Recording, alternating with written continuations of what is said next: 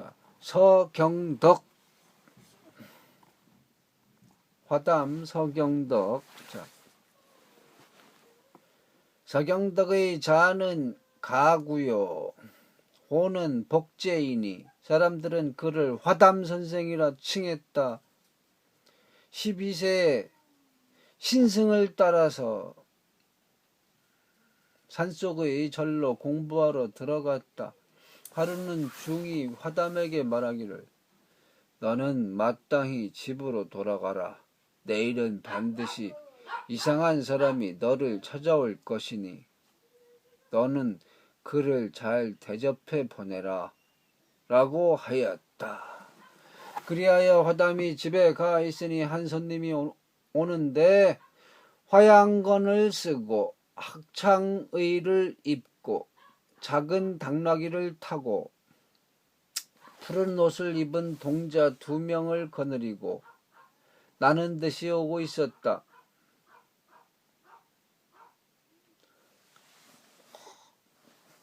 화담이 문 밖으로 나가 기다리다가 읍하고 맞이하여 들어오니 손님이 말하기를, 나는 태백산 사람인데 자네가 특이한 사람이라고 하여 특별히 와서 방문하는 것이네 라고 하였다.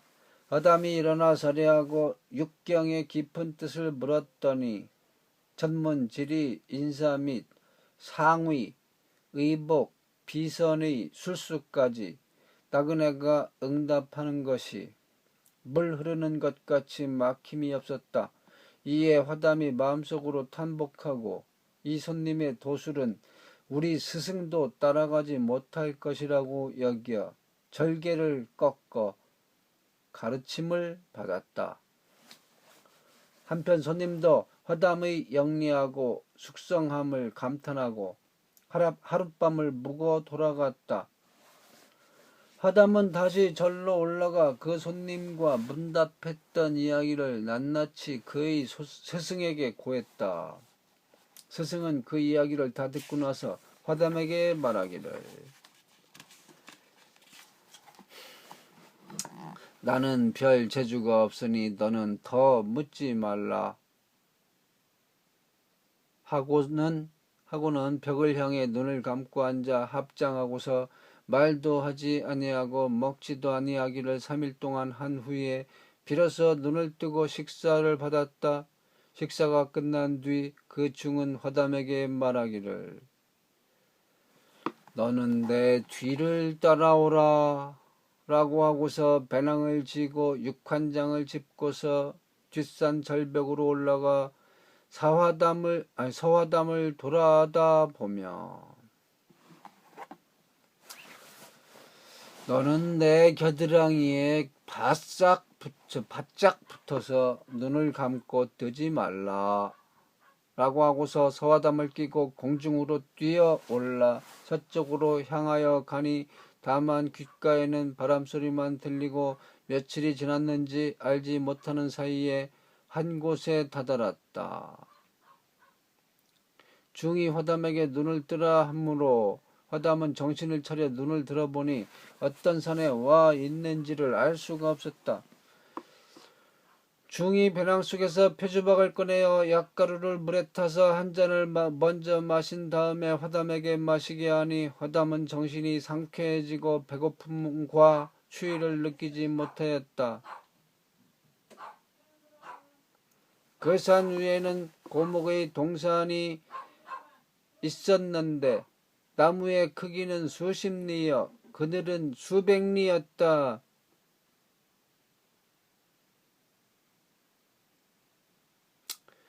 중이 패도로서 나무조각 5개를 도렸네요. 배낭 안에다가 감춘 뒤에 또 약가루를 꺼내어 물에다 타서 마시고는 곧 서화담을 옆에 끼고 공중으로 날라 되돌아 절 안으로 이르렀다. 그동안의 날짜를 계산해 보니 꼭 6일 만이었다. 그 중은 방안을 깨끗이 청소하고 병풍과 휘장을 쳐 놓고는 화담을 등 뒤에 숨겨 놓았다. 그리고 앞에다 책상을 갖다 놓고 배낭 안에서 5개의 동자 인형을 꺼내 넣는디 그리고 나서 그것들을 오색으로 칠을 하여 탁자 위에 올려 놨는데 동쪽에는 푸른 것, 서쪽에는 흰 것, 남쪽에는 붉은 것, 북쪽에는 검은 것, 중앙에는 노란 것이었다. 그리고 나서 중은 여의장을 짚고서 설법하고 한참 동안 기다렸다. 초경 말이 되니 동구 밖에서 함성이 크게 일어나 산천을 진동시킨다. 이에 청동이 먼저 나가 싸워 한참 만에 대패하여 돌아온다. 백동이 계속하다가 또 패하고 적동, 흑동이 차례로 패하고 마지막에 황동이 나가 싸워 새벽이 되어 돌아와 승첩을 보고했다. 이에 중이 화담을 데리고 문 밖으로 나가보니 9골이 달린 여우가 동구 밖에서 죽어 나자빠졌다. 중이 화담에게 말하기를 저번에 너를 찾아왔던 손님이 바로 이 여우다. 이 여우는 유소씨 때에 태어나 천지 조화를 훔쳐먹고 우주간을 종횡해도 모든 귀신이 그를 대적하지 못한다. 그가 먹는 것은 천하의 모든 나라 안에서 특이한 남자의 정혈과 오장이다.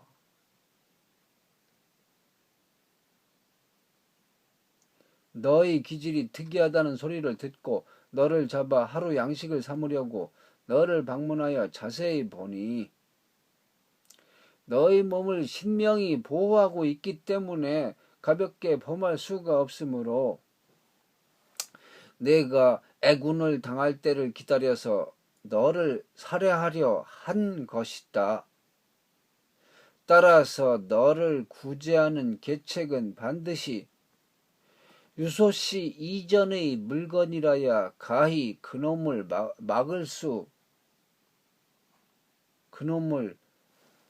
먹을 수 있으므로 내가 전날에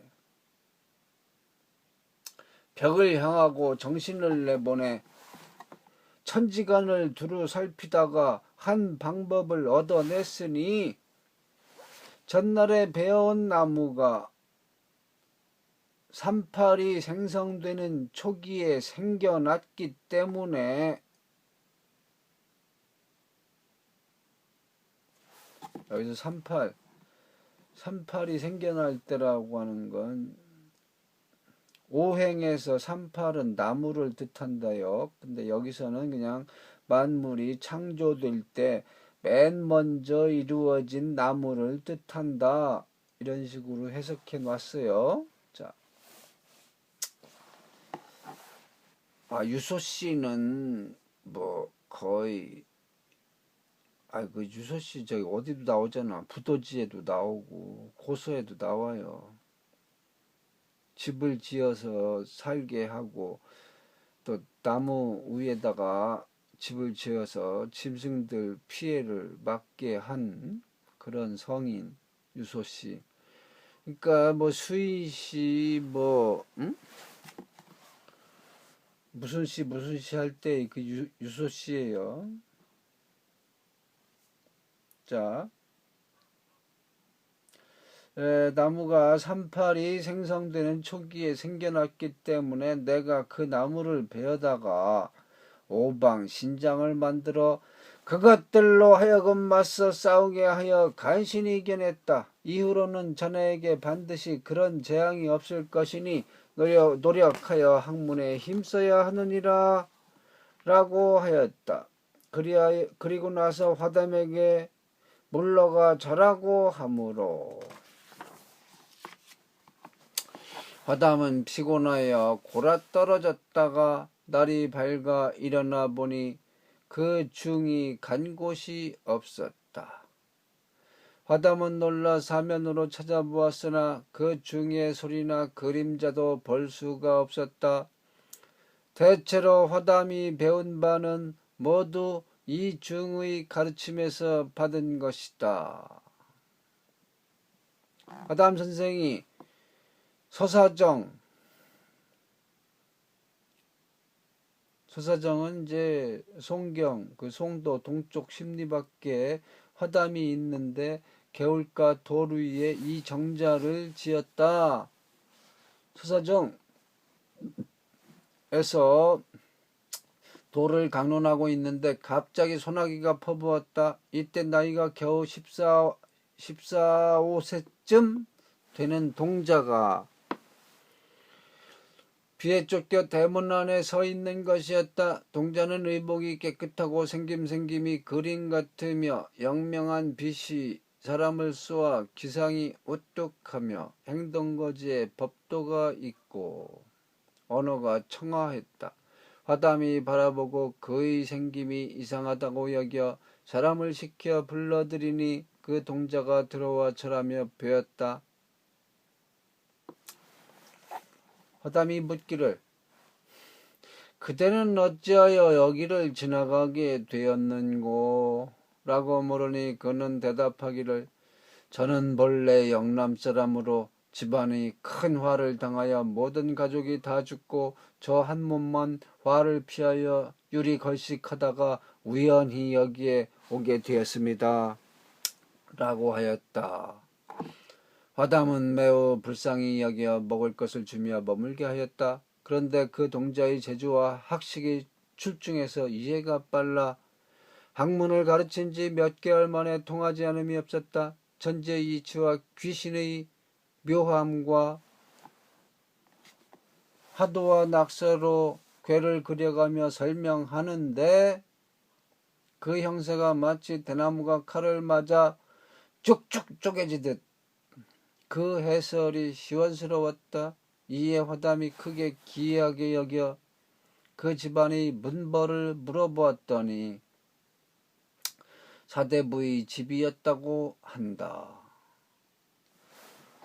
화담 선생에게는 한 딸이 있었는데 정숙하고 귀여우며 나이가 그 동자와 서로 비슷했다. 화담이 속으로 그 동자를 사위로 삼고자 결심하고 안에 들어가 부인에게 말하니 아내는 난색을 표하며 하는 말이 우리 더 분명하지 않고 화를 당한 집안에서 살아남은 목숨하고 어떻게 결혼을 시킬 수가 있어? 라고 말하였다. 화담이 이에 대답했다. 그렇지 않소. 이 아이가 비록 천미한 집안에 태어났으나 호걸은 속세와 관계가 없어 구속할 수 없는 법. 하물며 이 아이는 본디 영남지방 선비의 자손으로서 재주와 학식이 출중할 뿐만 아니라 그의 용모를 보면 봉의 눈에다 용의 콧등이요 겹턱에다가 풍성한 뺨이라 반드시 부귀 공명을 누릴 상이요 집안일은 가장이 결정하는 것이니 당신은 관여하지 마시오. 부인은 마음에 흡족하지 않았으나 감히 다시 말할 수가 없었다. 힘써 그 뜻을 따라 예를 치르려고 길이를 택하여 날짜가 10일 이내로 박두했다. 어느 날 화담이 그 동자와 더불어 일찍 일어나 경서의 뜻을 강론하고 있었는데 그날은 가을비가 처음으로 개어 맑은 해가 창 위로 떠올라 날씨가 깨끗하고 공기가 맑았다. 화담이 문득 그 동자를 직시하니 바야흐로 여우에 홀리는 기운이 있었다. 급히 종을 불러 그 동자를 뜰 아래 끌어내어 줄로 꽁꽁 묶게 하고서 버럭 소리질러 말하기를 내가 감히 끝까지 나를 속일 테냐 이실 직구하라 하니 동자는 안색을 고치지 않고 용모를 가다듬고 천천히 대답하기를 제가 선생님의 끝없는 은혜를 받아온 지 1년이 다 되어가 부자의 의리와 사제의 도리를 겸하고 있사옵니다. 저에게 만약에 죄가 있다면 꾸짖어 주시고 때려 주시고 또 끝내 뉘우치지 않으려 한다면 쫓아내셔도 좋습니다만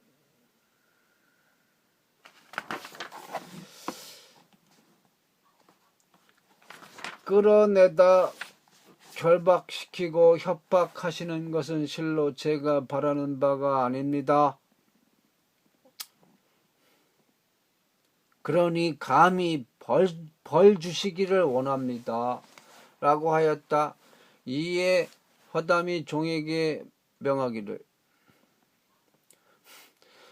사당 뒤쪽에 있는 잣나무의 한 가지를 베어오라 라고 하였다.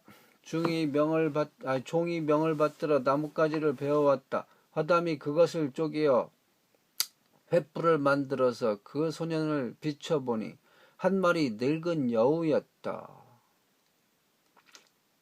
선생이 크게 꾸짖어 말하기를 너는 이미 이와 같이 탈로가 났는데도 숨기려 하느냐? 하니 여우가 울면서 말하기를 저는 본디 태백산 늙은 여우의 정기입니다. 제 어미의 나이는 1000세여 제 나이는 900세로서 천지조화의 묘를 터득하지 아니함이 없습니다. 그래서 제가 제 어미에게 말하기를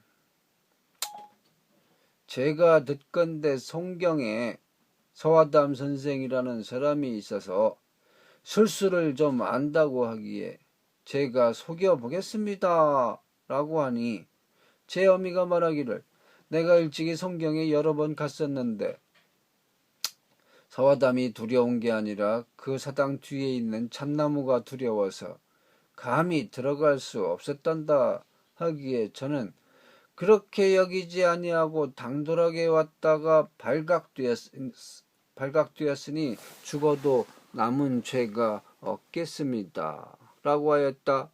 이에 화담 선생은 사람을 태백산으로 보내어 어미 여우도 붙들어다가 모자를 함께 죽여버렸다. 화담 선생은 도덕으로 고명하여 중종 때 참봉을 특별히 제수했으나 고사하고 나아가지 않았다. 그 뒤에도 여러 번 조정해서 불렀으므로 마지못해 출사하였다. 마침 동지를 만나 고관을 할애하기 위하여 입시했을 때 선생은 많은 사람들이 앉아있는 가운데서 홀로 웃고 있었다. 곁에 있던 중종대왕이 이상히 여겨 묻기를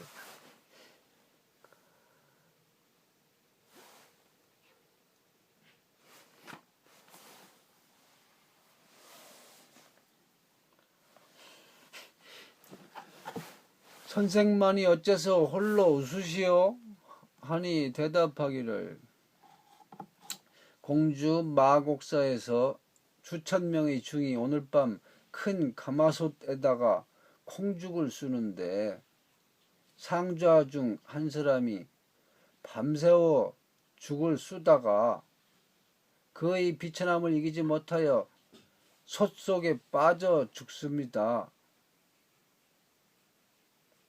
여러 중들은 그것도 알지 못하고 모두 그 죽을 먹을 것이니 그 형상이 가수로와 웃고 있습니다. 하였다. 중종대왕이 크게 놀라 곧 승전색으로 하여금 천리마를 타고 성화같이 그 절로 달려가 콩죽을 쓰던 가마솥을 뒤져보게 하니 과연 서화담의 말과 같았다. 그 사신이 급히 돌아와 그 정상을 보고하니 상감이 이로써 화담 선생의 신통력을 알았다. 화담 선생이 젊었을 때 지리산 속에 있는 작은 암자에 들어가 독서했다. 그 암자 뒤에는 커다란 바위가 우뚝 서 있는데 그곳은 중들이 신선이 되어가는 곳이었다. 그 암자의 풍속에 여러 중이 나이대로 차례로 이름을 적는데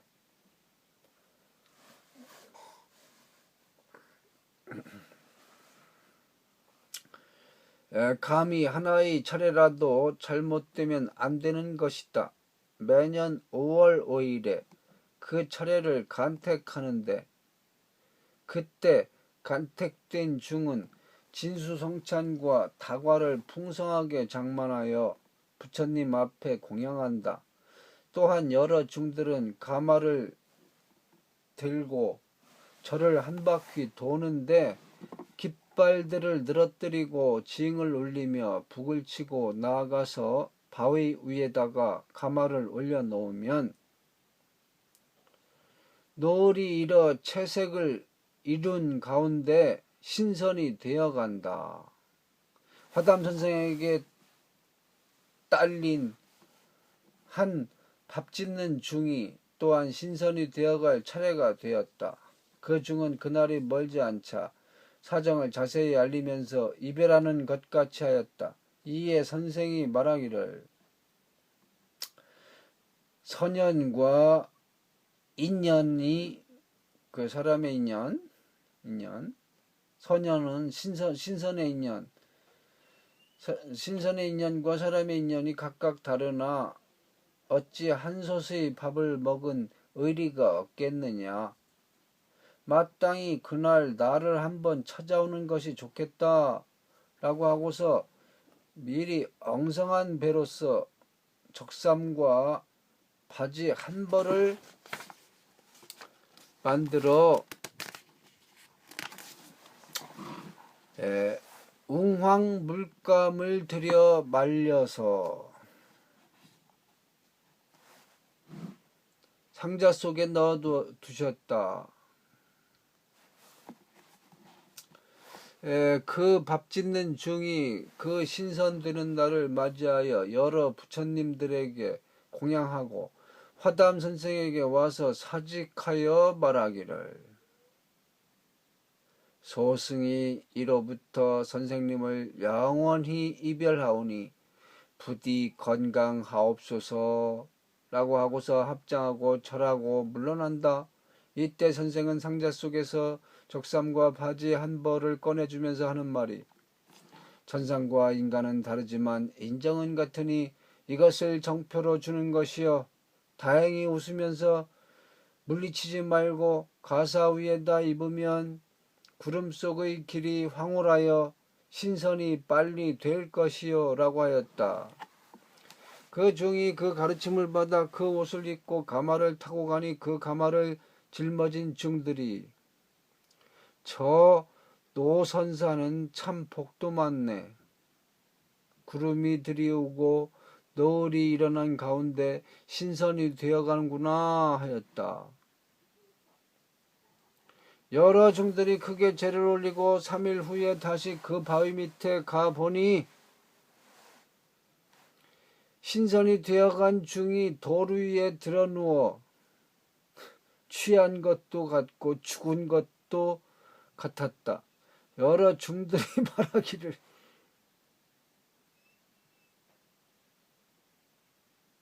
말하기를 이 선사는 선연에 다다르지 않았는데 일찍 죽어 이런 재앙을 받는구나 하였다. 화담 선생이 우두머리 중으로 하여금 그 중을 업고 오게 해서 치료하게 하였다. 그때 선생은 뗄나무꾼 한 사람에게 도끼를 지니게 하고 같이 가니 큰 구렁이 한 마리가 그 바위 위에 죽어 나자빠져 있었다. 선생이 그 나무꾼에게 그 뱀의 골절을 토막치게 하니 진주가 여러 개 나왔다. 선생은 그 나무꾼에게 그것을 주어 가난을 면하게 하였다.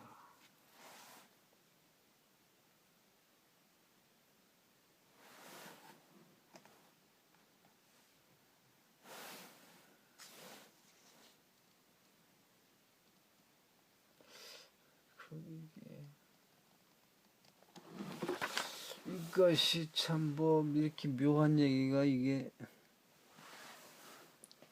이상입니다.